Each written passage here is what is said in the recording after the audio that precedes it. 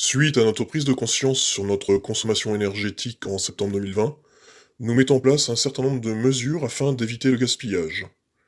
La consommation moyenne de notre foyer a immédiatement diminué, ici visible dans la partie D du graphique. Puis en février 2021, nous acceptons le remplacement de notre compteur électrique par un Linky. Bien que le précédent compteur le permettait déjà, avec le Linky, nous allons être plus attentifs aux index de consommation.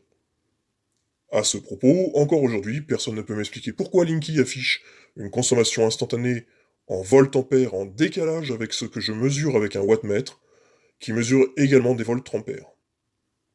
J'ai beau chercher, et je ne comprends pas pourquoi, avec la somme des appareils électriques en fonctionnement, je trouve un bruit de fond de l'ordre de la centaine de volts-ampères, lorsque Linky affiche une valeur à minima 3 fois plus élevée.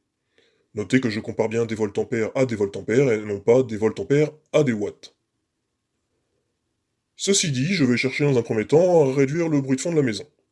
Pour rappel, le bruit de fond est la consommation incompressible qui est due en général aux appareils électriques que vous ne pouvez pas éteindre, comme un réfrigérateur, un congélateur, certains appareils en veille, et l'affichage de certains appareils comme l'horloge d'un four ou d'un radio-réveil.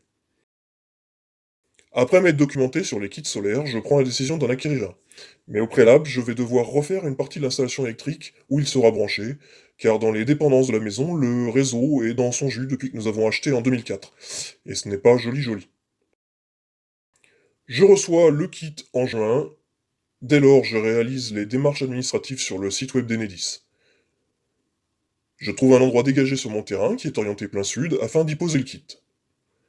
Mi-juillet 2021, je reçois l'agrément d'Enedis qui me permet d'activer le kit solaire, donc je branche la prise. Par temps dégagé, dès 9h, Linky affiche enfin le nombre magique. Par temps ensoleillé, la puissance produite mesurée directement en sortie des panneaux permet même d'espérer un léger surplus, s'agissant d'un kit de 2 fois 330 watts crête, et en effet, au bout de plusieurs semaines, une quantité d'électricité injectée sur le réseau est mesurable. Même en hiver, si la nébulosité est faible, les panneaux produisent. Si la nébulosité au niveau du ciel, donc on voit bien que le soleil est quand même majoritairement couvert. Hein.